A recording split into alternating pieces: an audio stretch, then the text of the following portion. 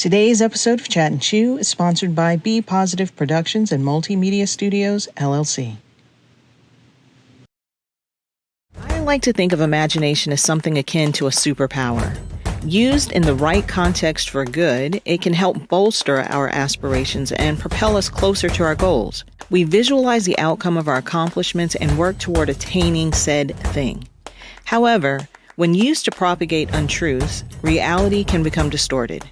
We no longer know what's real and what's not.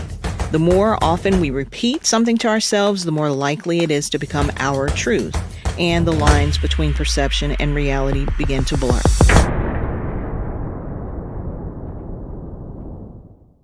And that, ladies and gentlemen, is a wrap.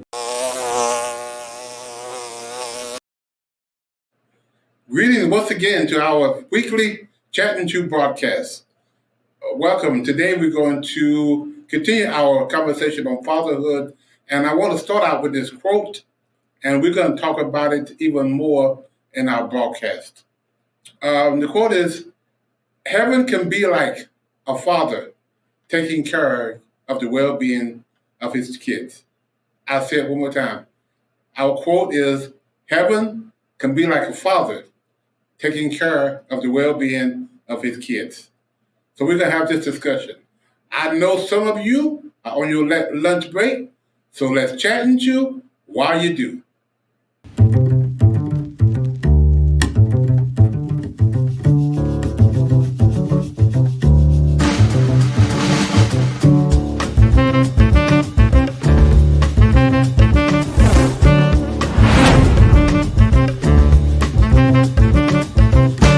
Please make sure you follow us on Facebook, like and subscribe to our YouTube channel, and of course, hit the bell to activate notifications that will remind you when we're on.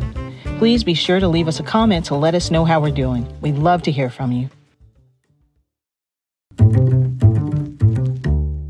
Hello everyone, this is Glenn Warren, founder and executive director of Fathers Forever.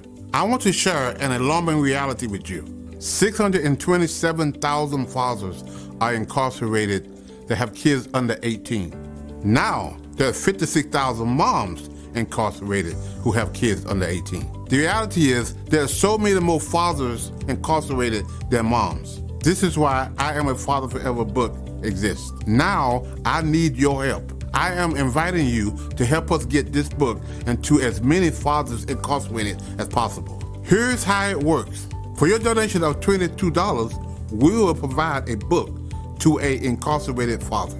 Thank you in advance for helping Fathers Forever heal fathers and save families.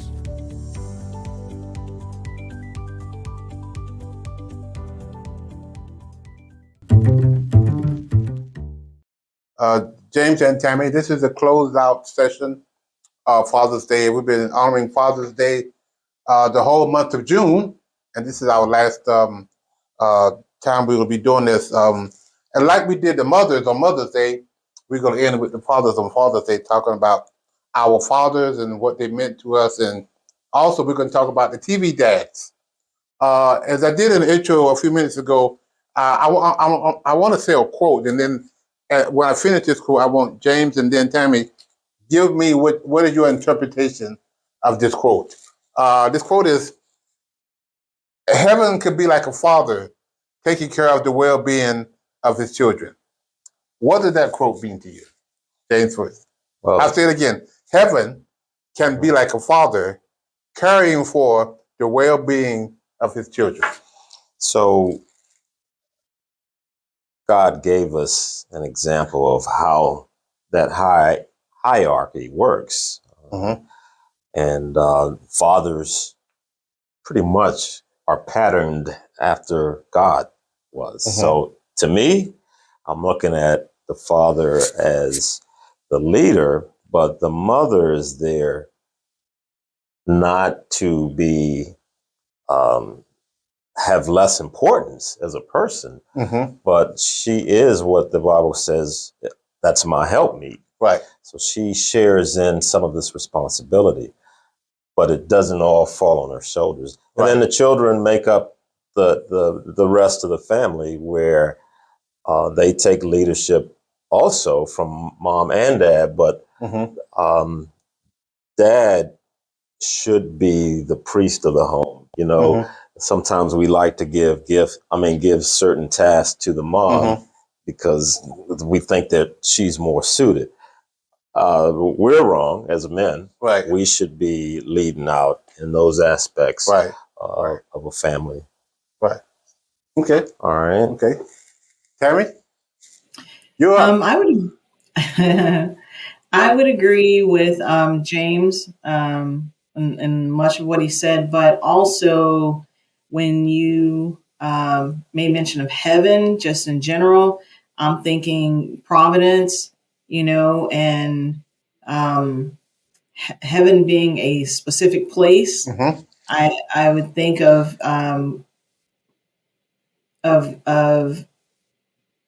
God being our heavenly Father, setting these parameters so that we are, as long as we're like within the boundaries of His embrace, we're okay. Uh-huh. Much like our earthly fathers. Mm-hmm. As long as we stay within the confines of the rules that they set for us, we're okay. But anytime we deviate from that, they don't stop loving us, but we have to endure the consequences. So, Right. Yeah, Right. there are consequences. Yes. Yeah. So when we put that quote together, we don't know exactly what heaven is like. We have pictures, we have ideals. The Bible has painted some pictures. That's why I said heaven could be like a father caring for the well-being of his children. Mhm. God cares for all of us, from the least to the greatest.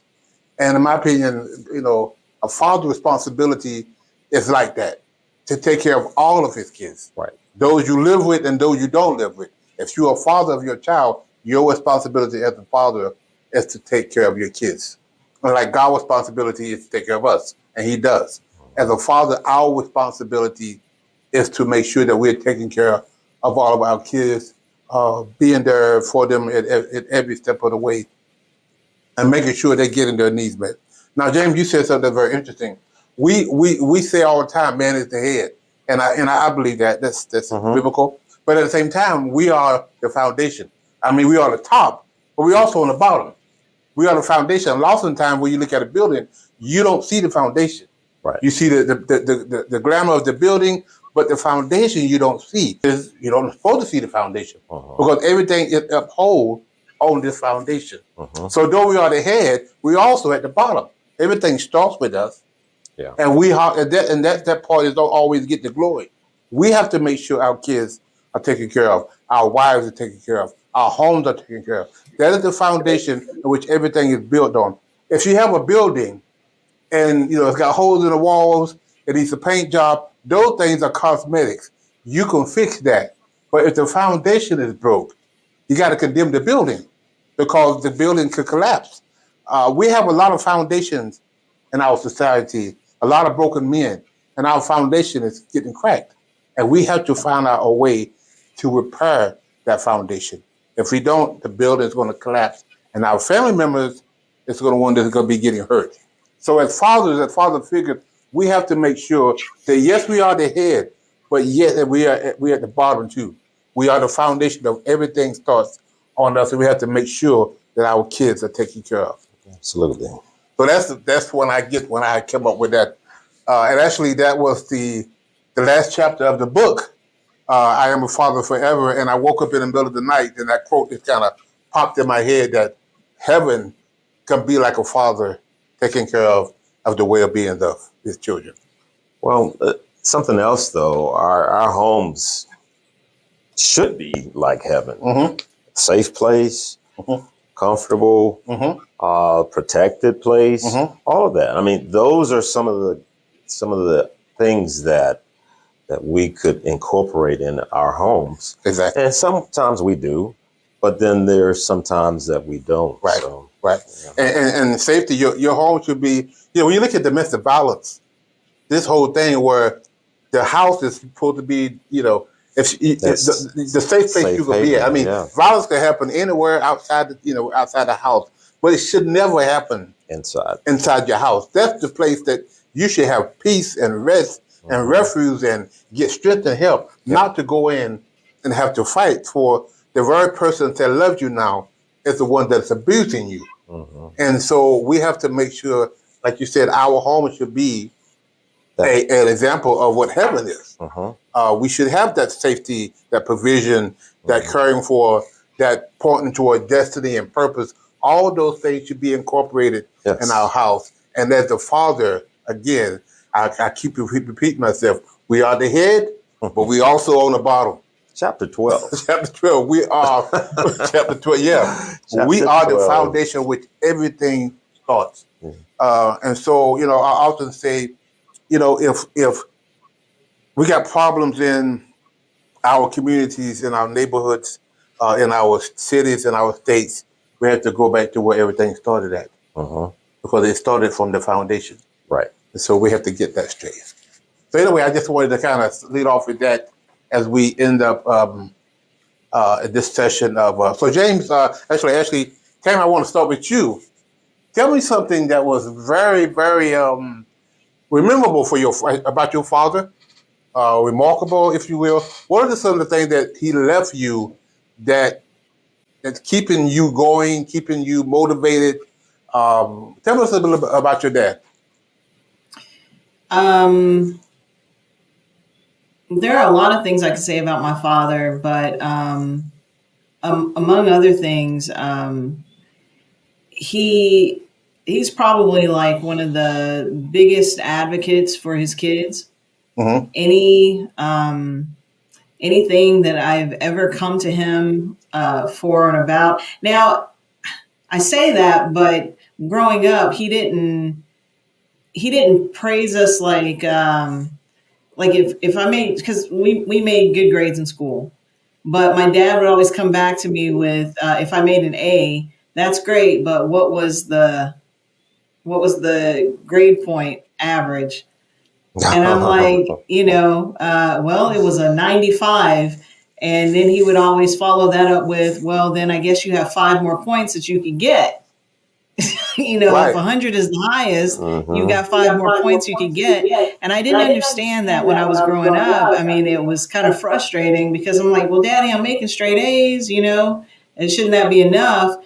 But as I've gotten older, I saw the value in that. He was basically expressing to us not to don't become complacent, and where you can, if there's an opportunity for you to study harder and to work at your full potential, that's where he saw us, and that's where he wanted us to see ourselves. So, I mean, he's the pillar of strength for me. I used to think my daddy was the strongest man in the world. Yeah. And then he just set a really good example of what a man should be. And for that reason, I thank him. But I think it also makes it very difficult for me whenever I am entertaining the idea of dating someone, because he set that bar really, really high. Right. I don't see myself settling, because I know that there are men who will take care of their families, show you some, security, make you feel secure. And not put up with foolishness. Right. He's very much an authoritarian, but very loving. Yes. And has the greatest sense of humor. So if anything, I'd like to think that we all got a taste of that. So he's very funny. So it's like your father always pushed you to do better. And even though you're doing good, there's always room for improvement. Always room for improvement. Never, ever rest on your laurels. When you think that you've done your best, there's probably a little bit more you can do. Right. Even up to my conversation with him on my way home from work today. All right, James, your turn. So my dad, when I remember life, was a preacher. Okay. He went to Seventh-day Adventist College called Oakwood. Now it's called Oakwood University. And he graduated there. And I never knew that. Yeah, so he went from being a graduate to being a part of a conference of ministers. So he decided, because it was such a poor area, such a poor time for Black people in the Deep South. Um, and I don't know. I think he may have wanted to remain as a full-time preacher, but he didn't. He, my family migrated. My parents and my oldest brother migrated to Washington D.C. area, and that's where I was raised. But what I like about my dad, he never stopped preaching. He was a lay pastor at some point. I know he's pastored in Fredericksburg, Virginia before, started a church there, had one, one of the ones that's still around in Bladensburg, Maryland now. But we started that together, or our family and people like that. So he gave us a very spiritual side of what his life was like, and he shared it, and it carried over to all of us. And I used to say he is so strict, he is so mean, and then you get that label, oh, you're a preacher's kid when you talk to some people, and so we couldn't cut up. We did, but Not much. Not much, So from a spiritual perspective, he taught us how to incorporate God in our everyday life. Right. Now, there were some other things that he did for us, and I'm saying us, but especially my brother, my oldest brother, and myself. He taught us the value of working early in life. So by the way, before he eventually matriculated over to the educational system. So he was a lifetime teacher and things of that nature. But when he taught us how to work, he had gotten a part-time job just so that we could work. And we had to clean up a school every day. And I knew what floor I had, knew what floor he had, and knew what floor my brother had. Wow. And that was our thing for the longest. And we probably was maybe about, my brother might have been 11 and I might have been 8 or 10, somewhere 9 rather. So he taught us how to work, how to get paid. I mean, he did pay us once a month, and I was like, wow, that was a lot of money for me, $15. Right. But anyway, so that happened. We got an understanding of what working was. And I think a lot of car guys grew up holding that flashlight while dad is under the hood. The car. Oh God, I have my days of that. Yeah. And it was so cold some nights because, our cars weren't fuel injected like they are now. They had carburetors on them. And he's out there tinkering. You're not holding the light right. You're not, I can't see. I just remember the cold. But I became a car guy from a very young age because I used to build model cars and all the way up to being an adult, still involved with automobiles some sort of way.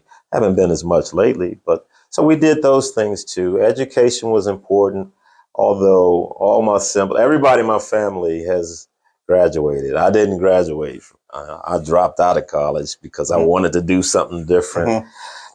He didn't bother me. My mom did though. Right. And I'm gonna just throw her in here. And he was like, leave the boy alone. He know what he want to do. No, I don't. I mean, so I'm pretty sure he was like, that's one less I got to pay tuition for, things like that. But my dad's 90 years old today. Wow. Well, he turned 90 on June 5th this year.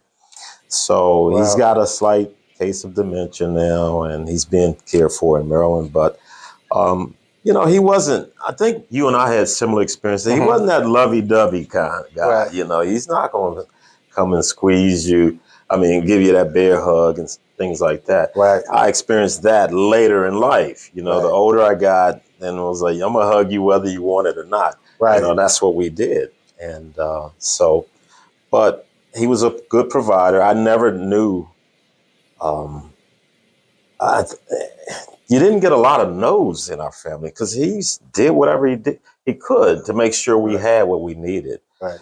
And, so I have good memories of my dad, and I know when we messed up, I remember those spankings. Yeah, you used to call them, I'm saying spankings, but that's being politically correct. Right. We got them whoopings by him, so. Them beat downs. Yeah. So you didn't want too many of those. No, we didn't get too many of those.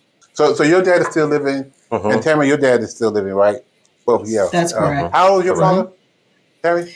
He just celebrated his 82nd birthday on the 27th. So happy birthday. Happy belated birthday, Daddy. Yeah.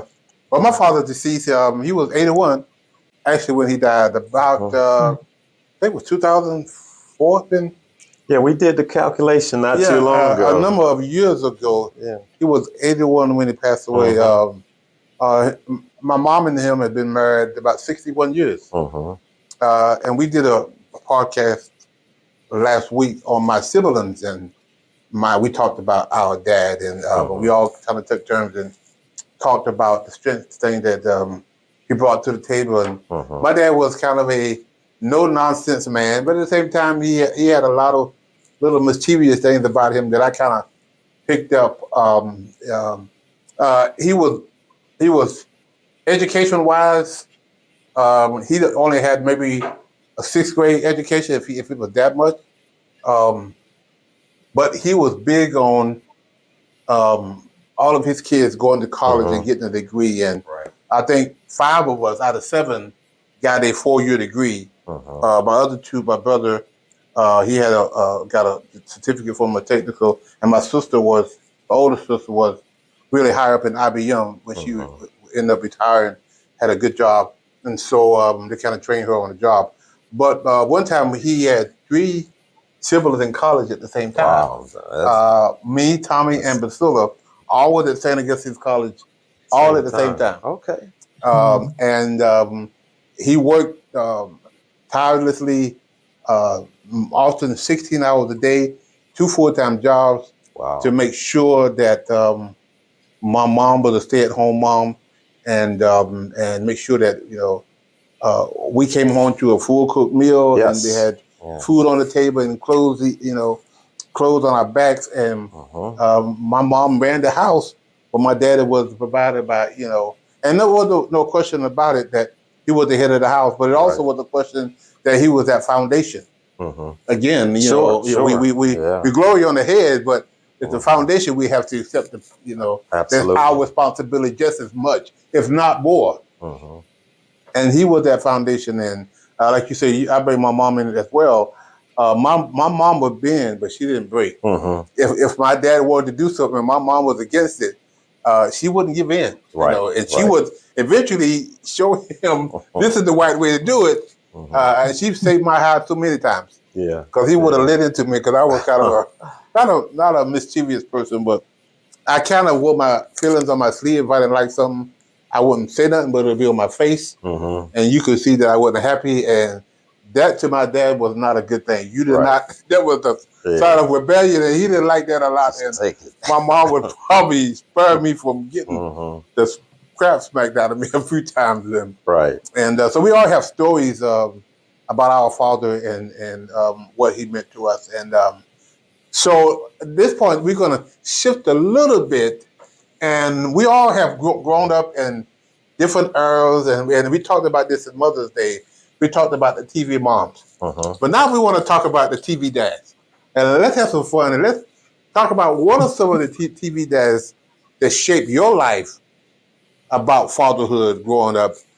Tammy, I think I'm going to start with you again. Then we're going to just kind of take turns and talk about some of the TV dads that really, really stood out growing up. For me, I'll have to defer back to the Cosby Show, because that was one of the most popular shows that was on, like, as I was growing up. And for some reason, when I saw Bill Cosby, I think between Bill Cosby and Fred Sanford, if you could take those two men's personalities and mash them together, I think you would have my daddy. I think you would have my dad. And the reason I say that is my daddy can use some, he was career military and very no nonsense. When it was time to work, it was time to work. But when it was time to laugh and play or whatever, he would do that as well. But I say that he was like Fred Sanford in that Fred Sanford had a very wry sense of humor and chose to use some very colorful words at times. My dad is very fluent in French. But then the Bill Cosby side of things, because Bill Cosby was such a wonderful storyteller. And my dad, even now, he tells you these stories, and I don't even know I don't know if he heard them somewhere or if he's just, that quick witted that he just comes up with things. And he says things that are, that pop into his mind, but he keeps you captivated in what he says. And I'd like to think that that's part of why, between he and, my mom, cultivating the love of reading and writing and so forth. And I like to tell stories. So I think maybe that's where I get it from. But yeah, so Bill Cosby was definitely one of those TV dads that was very influential in my life. Fred Sanford, of course, George Jefferson. I just thought he was hilarious. But yeah, I think those are probably the three strongest ones as far as what I used to watch when I was growing up. Right, okay, cool. So I've got some funny guys. So I'm probably just gonna do two. Okay. I used to be addicted, I think, at some point to Seinfeld, and okay. and George's father, which is his name was Frank Costanza from Seinfeld. He came up with he wanted his own Christmas holiday. Right. So he called it Festivus. Festivus for the rest of us. Right. So, I mean, I thought that was hilarious. And people still refer to that today. It's Festivus, not Christmas. It's Festivus. So that was one of my favorites. And it was, my other one of my favorites, I always felt so bad for this guy. It was Al Bundy. He just hated his life, right. But at the same time, he was home every day and he just tried to make the best of whatever he could of his family life, his wife. Now this isn't, neither one of these characters were my dad now. Right. I mean, my dad probably wouldn't even know who they were. Right. But I thought that they were funny in terms of their relationship, in terms of the characters they played. Right. Okay. Mine was, I have a couple of them, but I got a lot of them. We talk about the Prince of Bel-Air, Uncle Phil. Yeah. And the way he kind of took Will in and treated him as his son. There was an episode when Will's dad came off the scenes and kind of promised Will that he was going to take him back home and they were going to spend some time with him. Will is 16, 17, maybe 16 years old at this time. And this particular episode, and his father came in town and told Will he was going to take him. Then all of a sudden he decided that he wasn't going to take him with him on the trip. And he was going to leave in the middle of the night. And Uncle Phil made him stay and tell Will himself that he was leaving. Right. And that episode actually kind of helped me when I was working with Father Forever. That was an episode that really kind of solidified one of the things that we were doing. And then one of the things that Will stood up in as a 15, 16-year-old kid now is watching his father walk out again I don't know how many times. Right. And he made a statement, I don't need him. He wasn't there for my first basketball game. He wasn't there for my first girlfriend. He wasn't there for my college. I don't need him. And he's just ranting and raving. And all of a sudden he embraced Uncle Phil and said, "Why don't he love me, man? Why did that?" So this guy is, again, a 15-year-old guy is struggling with his father abandoning him once again. Yeah. And those, some of the things that in my, and there's a lot of people, there's a lot of hurting people out there because their father decided not to be there. And we may need to have a whole episode where we're going to have some men who grew up without their father to come in, and we're going to do that and talk about the pain and the pain, and not just the abuse, but the abandonment. The abandonment issue when people feel like their dad walked out on them and just left them. And people, adults, as a social worker, I dealt with that for 20 some years. And now with Fathers Forever, we're still dealing with every single day. We're dealing with these men who struggle with the absence of fathers and the abandonment that they're feeling. The Bible calls it forsaken. It's the same word, forsaken or abandonment. It's the same thing that Jesus used on the cross when he said, God, why have you forsaken me? That is the same word. However, we know God didn't forsake Jesus. So those abandonment issues are real in our. And so that episode, another episode about the Cosby that really, really, Tammy, helped. In fact, we created a class in our curriculum. We talked about budget. There was a story where Theo had graduated from high school and he was going to go to college, but he was going to stay at home and he was going to. So Bill said, "Okay, you can do that, but you're going to pay rent." He said, "Oh yeah, we pay rent." So he gave him a couple $100 of rent. But the dad said, "No, not only you got to pay rent, but you got to pay your portion of the light bill. You got to pay your portion of the phone bill, of the water bill, of the food." And they sit down and look at his budget, and he had a couple $100 left over from his paycheck to pay his rent. Then he thought he had $200, and Bill said, "No, give me $200 for the light." And by the time it's all over, he only had like $30 or $40. Right. So we kind of incorporated that into one of our classes about budgeting, where your child support money is going. And we talked about the phone bill, the light bill, the gas bill, the water bill, and all those things, and how much is left over when the bills are due. So those kind of guys shaped my. Andy Griffin was another one. Yep. Where we watched. I love the stories that Andy would teach Opie at a young age about, stealing or whatever he was doing. He would sit down and tell him, teaching them principles. At an early age. And those TV dads kind of helped shape. And he was a single father. Yes. Yeah. Family Matters was another one. When he stood up and I guess his son got in trouble with the police officer and he had to go and deal with that whole situation. So a lot of these dads, TV dads, kind of really some positive role models. Yeah. And it's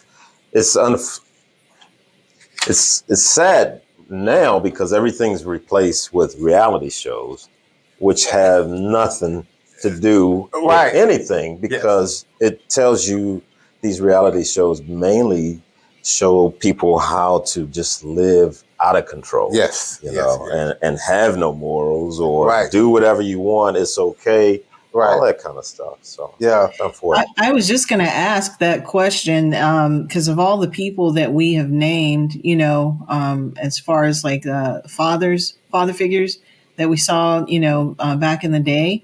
Do you think that part of the issue that we're experiencing now is life imitating art or art imitating what's happening in society?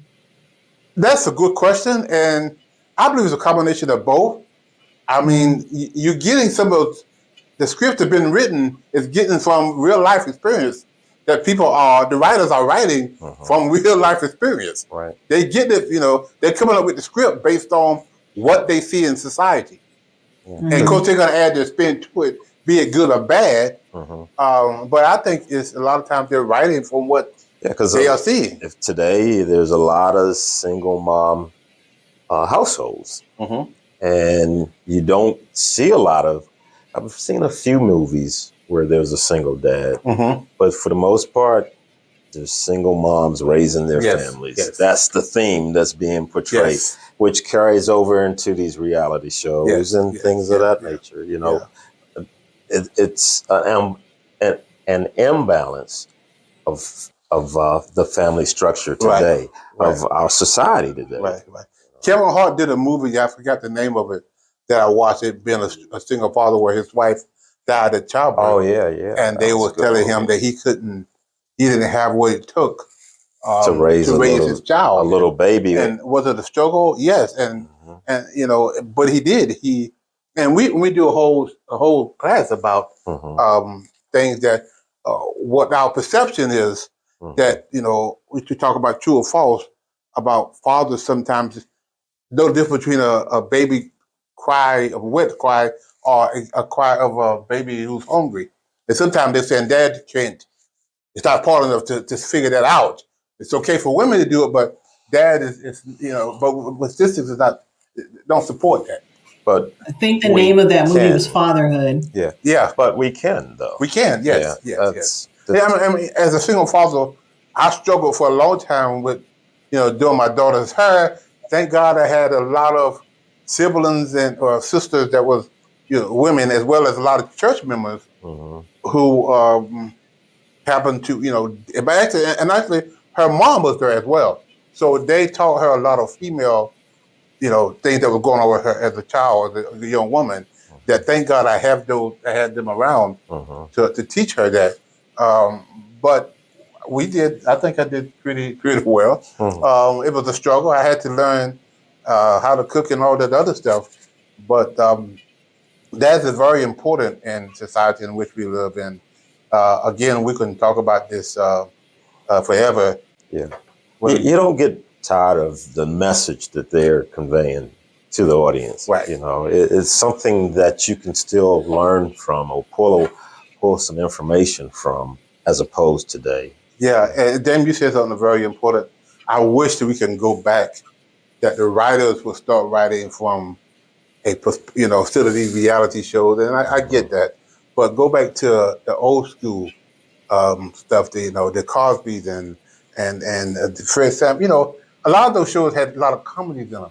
So even though we were struggling as a family, struggling as a nation, with all the shootings, the killing that was going on, and all the racism that was going on, they brought happiness to us.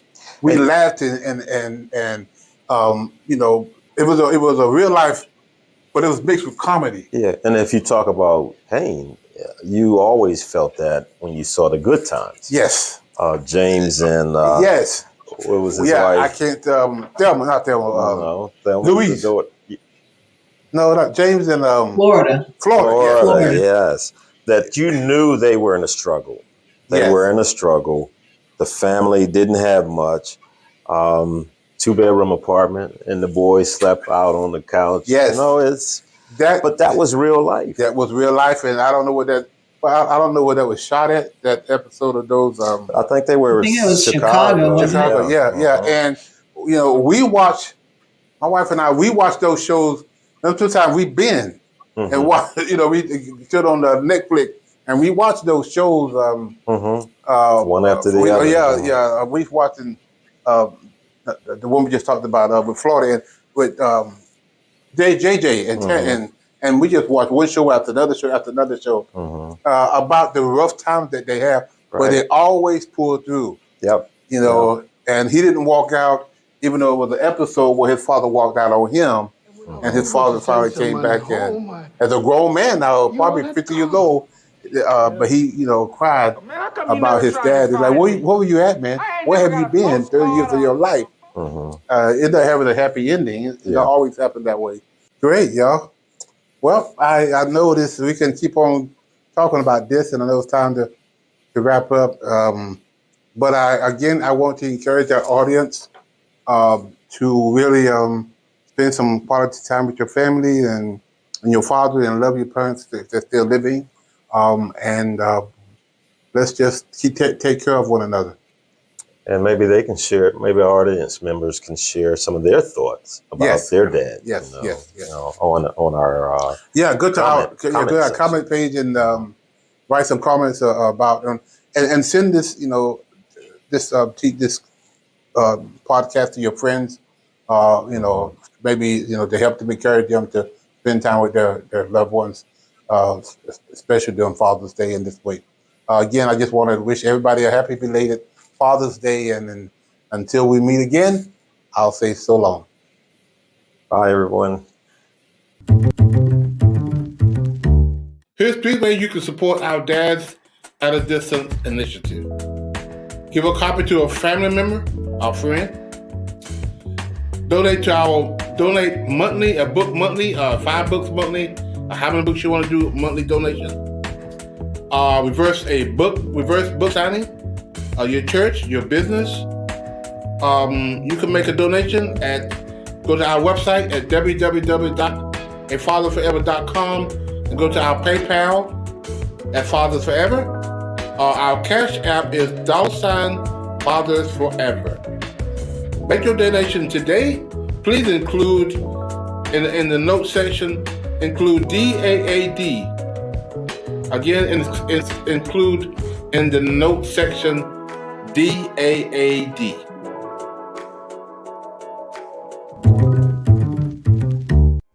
I really had some fun today talking with Tammy and James, especially as we talked about the TV dads.